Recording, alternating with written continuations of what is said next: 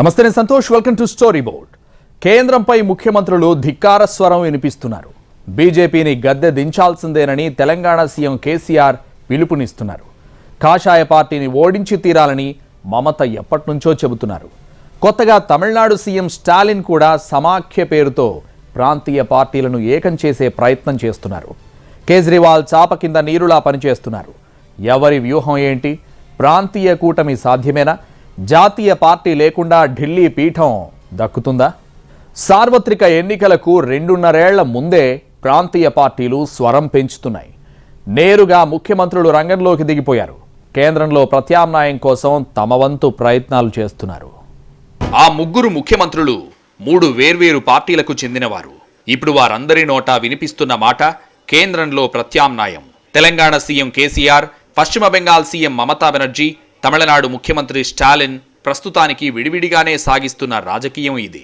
ఎవరికి వారు తమదైన శైలిలో కేంద్రంపై విరుచుకుపడుతున్నారు సరికొత్త వ్యూహాలకు పదును పెడుతున్నారు మున్ముందు ఇది ఎలాంటి మలుపు తిరగనుంది 2024 నాటికి జాతీయ స్థాయిలో సరికొత్త రాజకీయ సమీకరణాలకు దారితీస్తుందా కేంద్రంలోని మోదీ అమిత్ షా ద్వయానికి ప్రాంతీయ నేతల కూటమి ధీటుగా నిలుస్తుందా 2019 సార్వత్రిక ఎన్నికల నాటి లోపాల్ని అధిగమిస్తూ ఈసారి గేరు మార్చి గమ్యస్థానం చేరగలుగుతుందా అనే ప్రశ్నలు ఇప్పుడు అందరి మెదళ్లను తొలుస్తున్నాయి కాంగ్రెస్ పార్టీ అంతకంతకు ప్రాబల్యం కోల్పోతున్న తరుణంలో వీరి వ్యాఖ్యలు ఎత్తుగడలు ప్రాధాన్యం సంతరించుకుంటున్నాయి తెలంగాణ సీఎం కేసీఆర్ కూడా కేంద్రంలో గుణాత్మక మార్పు కోసం ప్రయత్నిస్తున్నారు ఇప్పటికే కొందరు నేతలను కలిసిన ఆయన తన ప్రయత్నాల్ని మరింత ముమ్మరం చేయబోతున్నారు ఇందుకోసం త్వరలో ఢిల్లీ వెళ్లనున్నారు ఫెడరల్ ఫ్రంట్ కోసం 2019 ఎన్నికల నుంచే కేసీఆర్ మాట్లాడుతున్నారు తమిళనాడు సీఎం స్టాలిన్తో సమావేశమైనప్పుడు కేరళ సీఎం పినరయి విజయన్ సహా వామపక్ష నేతలు హైదరాబాద్కు వచ్చినప్పుడు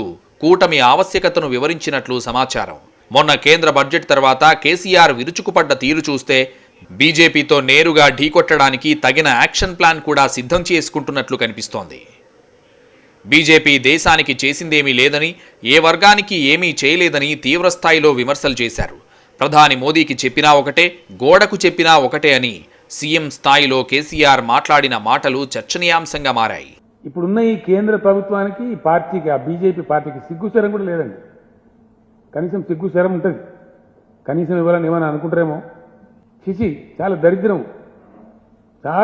చాలా విషయాలు ఈ భారత సమాజం అనుకున్నట్టు పురోగమించాలంటే ఈ దరిద్రం కొట్టు పార్టీని కూకటి వెలుగుని పీకి బెంగాల్ ఖాతాలో పారేయాలి ఎస్ చేస్తాం తప్పకుండా పని చేస్తాం 100% చేస్తాం బాగా పొగరు కూడా నెత్తికెక్కింది వీళ్ళకు ఎవరి మీద వాళ్ళ మీద ఎటువంటి అంటే మాట్లాడు కన్ను నెత్తికొచ్చి బాగా అడవులు జమాబందీ చేస్తున్నారు తప్పకుండా కూకటి వెలుగుని పెకిలించి పారేస్తాం ఎస్ ఏం అవసరమో దేశంలో చేస్తాం ఈ దేశం నిద్రాన్నమై లేదు దేశంలో శక్తి లేక శాతగాకే లేరు ఇక్కడ తృణమూల్ పార్టీని జాగ్రత్తగా చూసుకుంటామని నాకు మీరు హామీ ఇస్తే నేను రాష్ట్రం వెలుపల నా పనిపై ఎక్కువ దృష్టి పెడతానని మమతా బెనర్జీ కార్యకర్తలను ఉద్దేశించి వ్యాఖ్యానించారు దేశవ్యాప్తంగా తృణమూల్ కాంగ్రెస్ను విస్తరించాల్సిన అవసరం ఉందని ఆమె చెప్పారు పార్టీ అధ్యక్షురాలిగా మరోసారి ఏకగ్రీవంగా ఎన్నికైన మమత బీజేపీపై యుద్ధం ప్రకటించారు ప్రాంతీయ పార్టీలంతా ఓ తాటిపైకొచ్చి 2024 లోక్సభ ఎన్నికల్లో బీజేపీని ఓడించాలని పిలుపునిచ్చారు బెంగాల్లో సిపిఎంను ఓడించినట్టే ఢిల్లీలో బీజేపీని కూడా ఓడించగలమని మమత ధీమా వ్యక్తం చేశారు ఈ పోరాటంలో ఏ పార్టీ అయినా అందరితో కలవకుండా అహంకారం ప్రదర్శిస్తూ కూర్చుంటే చేసేదేమీ లేదన్నారు దీదీ తమ పార్టీ ఒంటరిగానైనా కమలంతో అమీతుమీ తేల్చుకుంటుందని స్పష్టం చేశారు కొన్నాళ్లుగా బీజేపీపై ఒంటికాలిపై లేస్తున్న మమతా బెనర్జీ బెంగాల్ ఎన్నికల తర్వాత కాషాయ పార్టీపై మరింతగా దృష్టి పెట్టారు బెంగాల్ అసెంబ్లీ ఎన్నికల సందర్భంగా జరిగిన పరిణామాలు సాక్షాత్తు ప్రధాని మోదీ ఎదుటే తనకు జరిగిన అవమానం మమతా బెనర్జీకి మరింత కోపం తెప్పించాయనే విశ్లేషణలు కూడా ఉన్నాయి కారణాలు ఏవైనా మోదీ అంటేనే మమత మండిపడుతున్నారు 8 तारीख में हमारा यूपी में मीटिंग है हमारा यूनिट है यूपी में काम कर रहा है वो यूनिट हम लोकसभा में हम लड़ेंगे लेकिन असेंबली में हम चाहते हैं अखिलेश यादव उसका जो टीम है उसको जो फ्रंट है वो लोग आगे बढ़े वो लोग आए हम बहुत सारे स्टेट में कॉन्टेस्ट करेंगे कॉन्टेस्ट करते जाएंगे गोवा में जस्ट हम लोग शुरुआत किया है దేశంలో సామాజిక న్యాయ భావజాలాన్ని ముందుకు తీసుకెళ్లేందుకు ఏర్పాటు చేస్తున్న అఖిల భారత సామాజిక న్యాయ సమాఖ్యలో చేరాలంటూ పలు పార్టీల నేతలకు తమిళనాడు ముఖ్యమంత్రి స్టాలిన్ ఆహ్వానం పలికారు. సోనియా గాంధీ, కేసీఆర్, వైఎస్ జగన్మోహన్ రెడ్డి, కేజ్రీవాల్, చంద్రబాబు నాయుడు, పవన్ కళ్యాణ్, లాలూ ప్రసాద్ యాదవ్, సీతారాం యేచూరి, అసదుద్దీన్ ఓవైసీ సహా 37 మందికి లేఖలు రాశారు. అందరికీ సమాన అవకాశాలు కల్పించడం ద్వారా మాత్రమే రాజ్యాంగ నిర్మాతలు చూడాలనుకున్న సమాజాన్ని నిర్మించగలమని స్టాలిన్ అభిప్రాయపడ్డారు. సామాజిక న్యాయానికి రిజర్వేషన్ ఒక్కటే సరిపోదని, ప్రతి అడుగులోనూ కొన్ని ప్రత్యేక అధికారాలు ఉండాలని ప్రతిపాదించారు. మండల్ కమిషన్ ఏర్పాటుకు చూపిన అదే సంకల్పం, ఉద్దేశాన్ని ప్రస్తుతం కూడా చూపించాలని లేఖల్లో పేర్కొన్నారు. ఆయా పార్టీల నుంచి అర్హులైన వ్యక్తులను సమాఖ్యలో ప్రతినిధులుగా నియమించాలని కోరారు. పేరుకు సామాజిక న్యాయం కోసం సమాఖ్య అంటున్నా ఇది కేంద్రంపై యుద్ధానికి బల సమీకరణే అనే వాదన వినిపిస్తోంది. మిగతా సీఎంల మాదిరిగా స్టాలిన్ దూకుడుగా విమర్శలు చేయకపోయినా కేంద్రం తీరుపై అసంతృప్తితో ఉన్నారని, అందుకే సమాఖ్యను ముందుకు తెచ్చారనే ఊహాగానాలు ఉన్నాయి. कुछ महीनों से हमारा एक काम चल रहा है कि सभी जो मुख्यमंत्री है बिगड़ भाजपा शासित राज्यों के, वो एक साथ आए, बैठे, उनका एक फेडरेशन बने, सभी अपोजिशन का एक अलग से गठन हो जाए. బీజేపీయేతర సీఎంలంతా కలిసి పనిచేయాలనే ఆలోచన కూడా కొంతకాలంగా రూపుదిద్దుకుంటోంది. మహారాష్ట్ర సీఎం ఉద్ధవ్ ఠాక్రే కూడా ఇదే పంథాలో వెళుతున్నట్లు కనిపిస్తోంది. కేంద్రం దూకుడు, ఎంపీల బలం చూసుకుని బీజేపీ రెచ్చిపోతోందని, రాష్ట్రాలు కలిసికట్టుగా ఉంటేనే కాషాయ పార్టీ దూకుడుకు అడ్డుకట్ట వేయగలమని అంటున్నారు. బడ్జెట్పై శివసేన చేసిన విమర్శలు కూడా కేసీఆర్ లైన్లోనే ఉన్నాయి. కొద్ది రోజులుగా కేంద్రం తీసుకుంటున్న నిర్ణయాలపై రాష్ట్రాలు అసంతృప్తిగా ఉన్నాయి. రాజకీయాలు పక్కన పెడితే సమాఖ్య స్ఫూర్తికి తూట్లు పొడిచే విధంగా మోదీ వ్యవహారం ఉంటోందనే అభిప్రాయాలు వ్యక్తమవుతున్నాయి. వ్యవసాయ చట్టాలు, విద్యుత్ చట్టం, ఐఏఎస్ సర్వీస్ రూల్స్ సవరణ, ఇలా ఏ అంశం తీసుకున్నా రాష్ట్రాలను పరిగణనలోకి తీసుకోవడం లేదనే అసంతృప్తి నెలకొంది. చాలా సందర్భాల్లో రాష్ట్రాల అధికారాలు లాక్కునే ప్రయత్నం చేస్తున్నారని సీఎంలు ఆరోపిస్తున్నారు. ఇప్పుడు బడ్జెట్లో ప్రకటించిన నదుల అనుసంధానంపై కూడా సమగ్ర వ్యూహం లేకుండానే ఘనంగా ప్రకటించడాన్ని పలు రాష్ట్రాలు తప్పుబడుతున్నాయి. రాష్ట్రాల మధ్య పంచాయతీ పెట్టాలని, లబ్ధి పొందాలని కేంద్రం కుట్ర చేస్తోందని ఆరోపిస్తున్నాయి. బీజేపీ రాష్ట్రాల్ని ఒకలా, బీజేపీయేతర రాష్ట్రాల్ని మరోలా చూస్తున్నారని, ప్రధాని అయితే గుజరాత్కే పీఎంగా వ్యవహరిస్తున్నారనే విమర్శలు లేకపోలేదు. బీజేపీని ఇలాగే వదిలేస్తే రాబోయే రోజుల్లో పరిస్థితులు మరింత దారుణంగా మారతాయని, రాష్ట్రాల అస్తిత్వానికే ముప్పు ఏర్పడే ప్రమాదం ఉందని ముఖ్యమంత్రులు అభిప్రాయపడుతున్నారు. బీజేపీకి బుద్ధి చెప్పాలంటే సంఘటితం కావాలని భావిస్తున్నారు. ప్రస్తుతానికి సీఎంలు అంశాల వారీగా గళమెత్తుతున్నా భవిష్యత్తులో అందరూ కలిసికట్టుగా కేంద్రంపై యుద్ధం ప్రకటించే అవకాశాలు కనిపిస్తున్నాయి. కేవలం సీఎంలే కాదు, పలువురు ప్రాంతీయ పార్టీల నేతలు కూడా ఏకమయ్యే ప్రయత్నాలు చేస్తున్నారు. యూపీలో అఖిలేష్, బీహార్లో తేజస్వి యాదవ్ లాంటి నేతలు కూడా బీజేపీ అంటే మండిపడుతున్నారు. ఢిల్లీ సీఎం కేజ్రీవాల్ 5 రాష్ట్రాల ఎన్నికల్లోనే బీజేపీని దెబ్బతీయాలని వ్యూహాలు రచిస్తున్నారు. బీజేపీ రెండో విడత అధికారంలోకి వచ్చాక నియంతృత్వ ధోరణి మరింతగా పెరిగిందనే అభిప్రాయం దేశవ్యాప్తంగా ఉంది. ముఖ్యంగా ప్రాంతీయ పార్టీలను ఇరుకున పెట్టే కుట్రలకు తెరతీయడం కూడా నేతలు ఏకం కావాలనే ప్రయత్నాలకు ఆజ్యం పోసింది. బీజేపీని ఎలాగైనా గద్దెదించాలని ప్రధాన ప్రతిపక్షం కాంగ్రెస్ కంటే ప్రాంతీయ పార్టీలే ఎక్కువగా కోరుకుంటున్నాయి. బీజేపీ అధికారం ఇలాగే కొనసాగితే చాలా ప్రాంతీయ పార్టీలు కనుమరుగవుతాయనే ఆందోళన అందరిలో ఉంది. బీజేపీ దూకుడుకు అడ్డుకట్ట వేయాలంటే ప్రతిపక్షం బలంగా ఉండాలనే అభిప్రాయాలున్నాయి. ప్రధాన ప్రతిపక్షం కాంగ్రెస్ అనుకున్న స్థాయిలో పనిచేయకపోవడంతో ప్రాంతీయ పార్టీలే కాంగ్రెస్లోకి దిగాలని డిసైడ్ అయ్యాయి. ఇప్పటివరకు ఏ రాష్ట్రానికి ఆ రాష్ట్రంలో బీజేపీతో పోరాడుతున్న పార్టీలన్నీ లోక్సభ ఎన్నికల్లో ఓ అవగాహనతో కూడా ఈ తరహా ప్రయత్నం జరిగింది.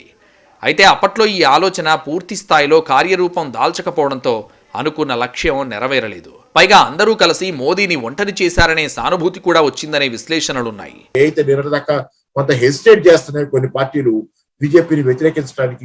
ఎందుకు వచ్చింది, మనం జాగ్రత్తగా ఉందాం అనుకునే పరిస్థితి నుంచి ఈరోజు కూలిపోతున్న పేకమెడలా ఉన్నటువంటి బీజేపీని మనం కూడా ఒక రాయేద్దాం అనే పరిస్థితికి చాలా మంది వస్తున్నటువంటి రాజకీయ నాయకులు వస్తున్న వాతావరణం ఉంది. కాబట్టి రాబోయే కాలంలో బీజేపీకి ఒక ప్రత్యామ్నాయాన్ని నిర్మిస్తారు. ఎందుకంటే బీజేపీ పరిపాలించింది కేవలం ఒక ప్రజాస్వామ్య పద్ధతిలో, ప్రజాస్వామ్య దేశంలో ప్రజాస్వామ్య పద్ధతిలో కాదు, భయపెట్టడం ద్వారా పరిపాలించినటువంటి వాతావరణం బీజేపీ హయాంలో చాలా పెద్ద ఎత్తున జరిగింది. 2019 అనుభవాన్ని దృష్టిలో పెట్టుకుని ఈసారి ప్రాంతీయ పార్టీల నేతలు వ్యూహాత్మకంగా ముందుకెళ్తున్నాయి. మొదట ప్రాంతీయ పార్టీలు తమ బలాన్ని పెంచుకునే ప్రయత్నం చేస్తున్నాయి. తాము ఉన్న రాష్ట్రాల్లో పట్టు కొనసాగిస్తూనే కొత్త రాష్ట్రాల్లో విస్తరించే ప్రక్రియకు శ్రీకారం చుట్టాయి. ఢిల్లీ సీఎం కేజ్రీవాల్, బెంగాల్ సీఎం మమత ఇదే ప్రయత్నంలో ఉన్నారు. శివసేన కూడా అడపాదడపా అలాంటి ప్రయత్నాలు చేస్తోంది. మహారాష్ట్రకు చెందిన ఎన్సీపీ కూడా ఈ రాష్ట్రాల్లో బరిలోకి దిగుతోంది. వీరికి తోడు యూపీలో అఖిలేష్, బీహార్లో తేజస్వి రూపంలో బీజేపీకి బలమైన ప్రత్యర్థులు రంగంలో ఉన్నారు. వీళ్లంతా ఒక్కతాటిపైకొస్తే ఎవరి రాష్ట్రాల్లో వాళ్లు వీలైనన్ని ఎక్కువ సీట్లు గెలిస్తే బీజేపీని అధికారానికి దూరం చేయొచ్చనే ఆలోచన ఉంది. ఆలోచన బాగానే ఉంది, కానీ ఆచరణ ఎలాగనేది $1 మిలియన్ ప్రశ్న. కానీ బీజేపీ ఇతర కూటమి ఎలా ఉంటుంది, అప్పటి కాంగ్రెస్ ఏమైనా కోలుకుంటుందా అన్నది ఒకటి. రెండవది మిగతా పార్టీల మధ్య అవగాహన ఎలా ఉంటుంది, అది ఎన్నికల ఫలితాల తర్వాతనే స్పష్టమవుతుంది. అది ఇదివరకు 77లో కానీ 89లో కానీ 96లో కానీ జరిగినదే. ఇప్పుడు కూడా అంతకంటే భిన్నంగా ఏం జరగదు. పైగా ఇప్పుడు చాలా ప్రాంతీయ పార్టీలు ఉన్నాయి కాబట్టి ఎవరూ కూడా ఇతరుల నాయకత్వాన్ని అంత సులభంగా ఒప్పుకొని వాళ్ళ కింద చేరేటటువంటి పరిస్థితి ఉండదు. ప్రాంతీయ పార్టీల కూటమి బీజేపీని గద్దె దించగలదా అనే అంశంపై భిన్నాభిప్రాయాలున్నాయి. కాంగ్రెసేతర, బీజేపీయేతర ప్రత్యామ్నాయం అనే మాట వినడానికి బాగున్నా అది ఎంతవరకు సాధ్యమనే అనుమానాలున్నాయి. రాజకీయ వ్యూహకర్త ప్రశాంత్ కిషోర్ ప్రాంతీయ పార్టీల నేతలతో తన సంబంధాలను ఉపయోగించి కేజ్రీవాల్తో పాటు మరికొందరు నేతల నుంచి సానుకూలత వచ్చింది. కానీ కూటమికి నాయకుడెవరు, ఎజెండా ఏంటనే అంశాలు తేలాల్సింది. శరద్ పవార్ నివాసంలో కొన్ని సమావేశాలు జరిగినా ఇదమిత్తంగా విషయమేమిటో తేలలేదు. ప్రాంతీయ పార్టీల కూటమికి ఎవరు నేతగా ఉంటారు, ఒకరిని నేతగా ఎన్నుకుంటే మరొకరు ఊరుకుంటారా అనేది మరో చిక్కు ప్రశ్న. ప్రాంతీయ పార్టీల కూటమి ఏర్పాటు ప్రయత్నంలో ప్రధాన ప్రతిపక్షం కాంగ్రెస్ను తక్కువ చేయడం కూడా అనవసర వివాదానికి తావిచ్చినట్లయింది. కాంగ్రెస్ సరిగా పోరాడడం లేదు కాబట్టి తాము రంగంలోకి దిగాల్సొచ్చిందని మమత చేసిన కామెంట్లు హస్తం పార్టీ మనసు చివుక్కుమనేలా చేశాయి. ఓవైపు యూపీఏ మనుగడలో ఉండగానే యూపీఏ ఎక్కడుంది అని దీదీ సంధించిన ప్రశ్న కూడా ఇబ్బంది పెట్టేదే. ఒక జాతీయ పార్టీతో యుద్ధం చేస్తూ మరో జాతీయ పార్టీని కలుపుకుపోకపోతే ఎలాగని విశ్లేషకులు ప్రశ్నిస్తున్నారు. ఇప్పటికీ మెజారిటీ స్థానాల్లో కాంగ్రెస్ వర్సెస్ బీజేపీ ఫైట్ ఉంది. కాంగ్రెస్ ఎంత బలహీనపడ్డా క్యాడర్ చెక్కు చెదరలేదనే వాదన ఉంది. బీజేపీ కేవలం హిందీ రాష్ట్రాల్లో బలంతోనే ఢిల్లీ గద్దె దక్కించుకోగలుగుతోంది. అక్కడ బీజేపీని దెబ్బకొట్టాలంటే ప్రాంతీయ పార్టీల కంటే కాంగ్రెస్కే బలం ఎక్కువ. ఈ అంశాలన్నీ పరిగణలోకి తీసుకోకుండా గుడ్డిగా కాంగ్రెస్ను వ్యతిరేకిస్తే అసలుకే ఎసరొచ్చే ప్రమాదం లేకపోలేదు. ఏ జాతీయ పార్టీ అండ లేకుండా అసలు దేశంలో ప్రభుత్వమే ఏర్పాటు కాలేదు. నేషనల్ ఫ్రంట్, థర్డ్ ఫ్రంట్ ప్రభుత్వాలకు కూడా కాంగ్రెస్ పరోక్ష మద్దతు ఉందనే సంగతి గుర్తుంచుకోవాలి. ఇక యూపీఏ, ఎన్డీఏలు సరే, ఇప్పుడు కాంగ్రెస్కు 52 ఎంపీ సీట్లున్నాయి. వచ్చే ఎన్నికల్లో కాంగ్రెస్కు 100 ఎంపీ సీట్లొస్తే అప్పుడు ఆ పార్టీయే మళ్లీ నాయకత్వ బాధ్యత తీసుకోవాల్సి ఉంటుంది. ఇప్పుడు కాంగ్రెస్పై నోరు పారేసుకున్న నేతలంతా అప్పుడు ఏం చేస్తారనేది కూడా సమాధానం లేని ప్రశ్న. మొదట్లో కాంగ్రెస్ గొంతెమ్మ కోరికలు కోరుతోందని, కాంగ్రెస్ కారణంగానే బీజేపీకి మేలు జరుగుతుందని ప్రాంతీయ పార్టీలు వాదిస్తూ వచ్చాయి. గత యూపీ ఎన్నికల్లో కాంగ్రెస్ కారణంగానే అఖిలేష్కు నష్టం జరిగిందని, బీహార్లో కూడా తేజస్వికి సేమ్ సీన్ రిపీట్ అయిందని సాక్ష్యాలు చూపించాయి. ఈ మాట కొంతవరకు నిజమే అయినా కాంగ్రెస్ను పూర్తిగా దూరం పెడితే జరిగే నష్టం ఇంకా ఎక్కువనేది విశ్లేషకుల మాట. ఇప్పటివరకు బీజేపీపై విడిగా పోరాడుతున్న వామపక్షాలు కూడా ప్రాంతీయ పార్టీ కూటమి దిశగా ఆలోచిస్తున్నాయి. ప్రస్తుతం వామపక్షాల బలం తగ్గినా కేరళలో లెఫ్ట్ ప్రభుత్వమే అధికారంలో ఉంది. గతంలో కూటములు నడిపిన అనుభవం, కలిసొచ్చే పార్టీల నేతలతో సంప్రదింపులతో అనుకున్న లక్ష్యం సాధించాలని వామపక్షాలు భావిస్తున్నాయి. అయితే గతంలో మాదిరిగా లెఫ్ట్ బలం లేకపోవడంతో ప్రాంతీయ పార్టీలతో చర్చించడం కూడా వామపక్షాలకు కత్తిమీద సాములా మారనుంది. ప్రాంతీయ పార్టీలు ఎవరికి వారు సొంత ఎజెండాను తెరపైకి తెచ్చే అవకాశాలున్నాయనే వాదన కూడా ఉంది. గతంలో కాంగ్రెస్, బీజేపీ తర్వాత అతిపెద్ద పార్టీగా లెఫ్ట్ ఉండేది కాబట్టి థర్డ్ ఫ్రంట్ సాధ్యమయ్యేది. కానీ ఇప్పుడు ఆ పరిస్థితి లేకపోవడం కూడా ప్రతికూలంగా కనిపిస్తోంది. ఏకైక లెఫ్ట్ సీఎం పినరయి విజయన్ అంశాల వారీగా కేంద్రంపై పోరుకు కలసి రావాలని బీజేపీయేతర సీఎంలకు లేఖలు రాస్తున్నా అది పూర్తిస్థాయి రూపం తీసుకోలేదు. మరి ప్రాంతీయ పార్టీల నేతలు, వామపక్షాలు ఎలాంటి వ్యూహం రచిస్తాయి, కాంగ్రెస్ను ఎలా కలుపుకుపోతాయనే అంశం మీదే కేంద్రంలో ప్రత్యామ్నాయం ఆధారపడి ఉంది. ప్రాంతీయ పార్టీలు బీజేపీ వ్యతిరేకత విషయంలో చివరి దాకా ఒకే మాట మీదే ఉంటాయా, లేకపోతే ఎప్పట్లాగే ఏ ఎండకు ఆ గొడుగు పడతాయా అనేది కూడా కీలకమైన అంశమే. అసలు ప్రాంతీయ పార్టీల కూటమికి ఢిల్లీలో ప్రభుత్వం ఏర్పాటు చేసే బలం ఉందా అనేది మొదట తేలాల్సిన విషయం. ప్రాంతీయ పార్టీల కూటమి ఎప్పుడు ఏర్పడాలనేది కూడా కీలకమే. కూటమికి ఎవరు నాయకత్వం వహించాలి, ఎలాంటి ఎజెండా ఉండాలి, ఇవన్నీ భవిష్యత్ రాజకీయాన్ని నిర్దేశించనున్నాయి. కేంద్రంలో ప్రత్యామ్నాయం, గుణాత్మక మార్పు, సమాఖ్య స్ఫూర్తి ఉన్న ప్రభుత్వం, ఇలా పేర్లు ఏవైనా ఇప్పుడు ఉన్న ప్రభుత్వం గద్దె దిగాల్సిందే అనేది అన్ని పార్టీలు చెబుతున్న మాట. ఇంతవరకు బాగానే ఉంది. కానీ ఆ ఆలోచన ఎవరు కార్యరూపంలోకి తెస్తారనే దగ్గరే అన్ని ప్రశ్నలు ఆగిపోతున్నాయి. ఎవరికి వారు తమ తమ రాష్ట్రాల నుంచి బీజేపీని తరిమి కొడతామంటారు. కానీ జాతీయ స్థాయిలో బీజేపీని తరిమి కొట్టడం ఎలాగనే అంశంపై స్పష్టత లేదు. అసెంబ్లీ ఎన్నికలకు, లోక్సభ ఎన్నికలకు బీజేపీకి వస్తున్న ఓటింగ్ పర్సంటేజ్లో కూడా చాలా తేడా ఉంటోంది. ఈ విషయాన్ని కూడా ప్రాంతీయ పార్టీలు గమనంలోకి తీసుకోవాలి. బెంగాల్, ఢిల్లీ లాంటి రాష్ట్రాల్లో అయితే ఈ తేడా మరింత ఎక్కువగా ఉంది. ఆయా రాష్ట్రాల్లో బలమైన నేతలున్నా కూడా పార్లమెంట్ ఎన్నికలకు వచ్చేసరికి ప్రజలు బీజేపీ వైపు ఎందుకు మొగ్గుతున్నారనే విషయంపై పూర్తి స్థాయిలో దృష్టి పెట్టాలి. తెలంగాణలో కూడా అసెంబ్లీ ఎన్నికలతో పోలిస్తే పార్లమెంట్ ఎన్నికల్లో బీజేపీ ఓట్ల శాతం గణనీయంగా పెరిగింది. ఇప్పటివరకు ప్రాంతీయ పార్టీల నేతలందరూ ఓ వేదికపైకి రాలేదు. కనీసం ఆయా పార్టీల ప్రతినిధులు కూడా బీజేపీకి వ్యతిరేకంగా ఓ సమావేశం జరపలేదు. ఢిల్లీలో అడపాదడపా జరిగిన మీటింగులకు ఒక పార్టీ వస్తే మరో పార్టీ రాదు. ఇలాంటి పరిస్థితుల్లో సార్వత్రిక ఎన్నికల్లోపు బీజేపీని గద్దెదించాలనే వ్యూహం రచించాలంటే మరింత మెరుగైన కార్యాచరణ అవసరమవుతుంది. ప్రాంతీయ పార్టీల కూటమి అంటూ ఏర్పడితే అన్నింటికంటే పెద్ద సమస్య నాయకత్వమే. ఎవరి నాయకత్వాన్ని ఎవరు ఒప్పుకుంటారనేది పెద్ద ప్రశ్న.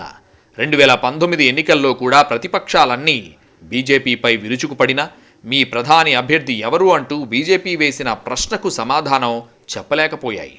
పార్లమెంటరీ ప్రజాస్వామ్యం ప్రకారం ఎన్నికల తర్వాతే ప్రధానిని ఎన్నుకుంటారనే సమాధానం చెప్పినా బీజేపీ మాత్రం దాన్ని వేరేలా ప్రచారం చేసింది.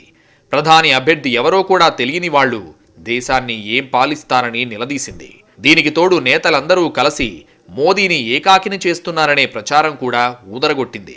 నిజానికి ప్రాంతీయ పార్టీలన్నీ అప్పట్లో ఏకతాటిపైకి రాలేదు. అయినా సరే బీజేపీ ఇలాంటి ప్రచారం చేసింది. ఇప్పుడు ఆ సమస్యల్ని ఎలా అధిగమిస్తారనేది ప్రాంతీయ పార్టీలు ఆలోచించాల్సి ఉంది. స్టెప్ బై స్టెప్ బీజేపీ వెనకడుగులు వేయటం, రైతు చట్టాలు ఉపసంహరించుకో, రైతు బిల్లులు 3 బిల్లులు చట్టాలను ఉపసంహరించుకోవటం, వాటిని అలాగే ఏంటంటే చాలా సందర్భాల్లో ఈ మధ్యలో డిఫెన్స్ లో పడ్డటువంటి పరిస్థితిలో బీజేపీ నాయకత్వం ఉండటం, వాళ్ళు కూడా అగ్రెసివ్నెస్ చూపించలేని పరిస్థితికి నెమ్మదిగా అంటే బలహీనపడుతున్నటువంటి వాతావరణం బీజేపీది స్పష్టంగా కనపడుతుంది. దేశ ప్రజలకు బీజేపీపై అసంతృప్తి ఉంది. మోదీపై ఉన్న భ్రమలు క్రమంగా తొలగిపోతున్నాయి. పెట్రోల్ ధరలపై ఆగ్రహం ఉంది. ఆర్థిక వ్యవస్థను అస్తవ్యస్తం చేశారనే ఆలోచన ఉంది. బడ్జెట్లో ఎవరికీ ఏమీ ఇవ్వడం లేదనే కడుపు మంట ఉంది. కానీ ఈ ప్రజా వ్యతిరేకతకు ఓ రూపం ఇచ్చి బీజేపీకి వ్యతిరేకంగా ఓట్లు సంఘటితం చేసేవాళ్లెవరనేది ఇప్పుడు అసలు ప్రశ్న. ప్రాంతీయ పార్టీలు, కాంగ్రెస్ ఓ అవగాహనకు రావాలని, ఎవరికి బలం ఉన్న చోట వాళ్లు పోటీ చేయాలని, మిగతా వాళ్లు మద్దతివ్వాలని 2019 ఎన్నికల్లో ఓ ప్రాథమిక అవగాహనకొచ్చారు. కానీ ఆచరణలో మాత్రం కుదరలేదు. బహుముఖ పోటీలో బీజేపీ లాభపడింది. ఈసారైనా ఆ లోటుపాట్లను సరిదిద్దుకుంటారా అనేది చూడాలి. అంతెందుకు, ఇప్పుడు 5 రాష్ట్రాల ఎన్నికల్లో కూడా ఆ వ్యూహం ప్రకారం వెళ్లడం లేదు. ప్రాంతీయ పార్టీలన్నీ ఎవరికి వారే బరిలోకి దిగుతున్నారు. దీనివల్ల ఓట్లు చీలిపోతే బీజేపీకి లాభం చేకూరదా అనేది విశ్లేషకులు సంధిస్తున్న ప్రశ్న. ప్రాంతీయ పార్టీల అధినేతలందరూ రాజకీయ పరిణితి ఉన్నవారే. ప్రజాక్షేత్రంలో ఒక్కొక్కరికి దశాబ్దాల అనుభవం ఉంది. మోదీ, అమిత్ షాలతో పోలిస్తే వీరందరి అనుభవమే ఎక్కువ.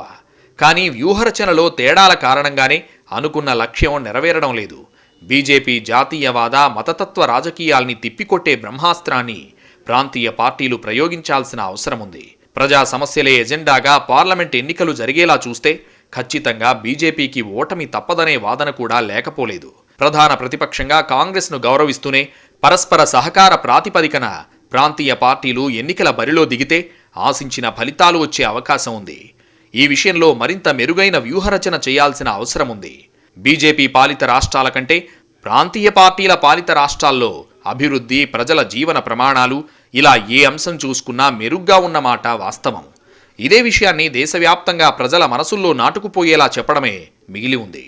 మోదీ ప్రభుత్వం వచ్చాక రాష్ట్రాలకు పన్నుల్లో తగ్గిన వాటా ఎంత, ఎన్ని కేంద్ర ప్రాయోజిక కార్యక్రమాలు ఎత్తేశారు లాంటి వివరాల్ని విస్తృతంగా ప్రజల్లోకి తీసుకెళ్లాల్సిన అవసరం ఉంది. బీజేపీపై విమర్శలు చేసే కంటే కాషాయ పార్టీ కారణంగా ప్రజలు ఏ విధంగా నష్టపోతున్నారనే అంశాన్నే ప్రధానంగా తీసుకోవాలి. విమర్శలు, ప్రతివిమర్శలతో అసలు విషయాన్ని తప్పుదోవ పట్టించడానికి బీజేపీ అలవాటు పడింది. అందుకే ప్రాంతీయ పార్టీలు ఆ ట్రాప్లో పడకుండా అభివృద్ధి, ప్రజా సమస్యలపై చర్చ జరిగేలా చూస్తే సగం పని పూర్తయినట్టే. 2019తో పోలిస్తే ఈసారి బీజేపీపై ప్రజల్లోనే కాదు, దేశంలోని వివిధ పార్టీల్లో కూడా వ్యతిరేకత పెరిగిందనే మాట వాస్తవం. రైతు ఉద్యమం తర్వాత అది ఇంకా ఎక్కువైంది. మోదీని గద్దెదించడానికి ఇంతకు మించిన సమయం లేదని ప్రాంతీయ పార్టీలు గట్టిగా భావిస్తున్నాయి. వరుసగా 2 సార్లు ఎన్నిక కావటమే కేంద్రంలో చాలా పెద్ద పని అయినప్పుడు మళ్ళీ 3వసారి హ్యాట్రిక్ విజయం లేకుండా ఎలా చేయాలి? అదే కనుక జరిగితే బీజేపీకి మోడీ దూకుడుకు పగ్గాలు లేకుండా పోతాయన్న ఆలోచన దేశంలో బీజేపీ ఇతర పార్టీలన్నింటిలో కూడా ఉంది. వాస్తవంగా ప్రాంతీయ పార్టీలు బాగా చాలా రాష్ట్రాల్లో ఆధిక్యతలోకి రావటము, కేంద్రంలో గెలుస్తున్నప్పటికీ బీజేపీ రాష్ట్రాల్లో మటుకు ఎదురుదెబ్బ తింటూ ఉండటం మనం చూస్తున్న విషయం. ఈ పూర్వరంగంలోనే వచ్చే ఎన్నికల కన్నా బాగా ముందే బీజేపీని ఓడించడానికి సన్నాహాలు చేయాలి, ఒక వేదికను ఏర్పాటు చేయాలి, ఇలా ఎవరి పద్ధతుల్లో వాళ్ళు ఆలోచిస్తున్నారు. అయితే యుద్ధం గెలవాలంటే వ్యూహమే కీలకం. ప్రాంతీయ పార్టీల కూటమి ఏర్పాటు కావాలన్నా, కాంగ్రెస్ సహకారం తీసుకోవాలన్నా కార్యాచరణ చాలా ముఖ్యం. మొదట బీజేపీ వ్యతిరేక వేదిక ఏర్పాటు కావాలి. ఈ వేదిక పేరుతో తరచుగా సమావేశాలు జరగాలి. రాజకీయ భిన్నాభిప్రాయాలు అప్పుడే ఏకాభిప్రాయంగా మారతాయి. ఆ తర్వాత ఎజెండా నిర్దేశించుకోవాలి. ఇవన్నీ అయ్యాకే నాయకత్వంపై చర్చ జరగాలి. ఎన్నికల ముందే కూటమి ఏర్పాటు చేస్తారా, ఎన్నికలయ్యాక కూటమి ఏర్పాటవుతుందా అనే అంశాలపై కూడా స్పష్టత రావాలి. మొదట బీజేపీ పాలనకు భిన్నమైన మోడల్ను దేశ ప్రజల ముందు ఆవిష్కరించాల్సిన అవసరం ఉంది. బీజేపీ డెవలప్మెంట్ ఎలా డొల్లా అనే విషయాన్ని అంశాల వారీగా ఓటర్లకు వివరించాలి. అప్పుడే బీజేపీపై ఉన్న భ్రమలు తొలగిపోయే అవకాశం ఉంటుంది.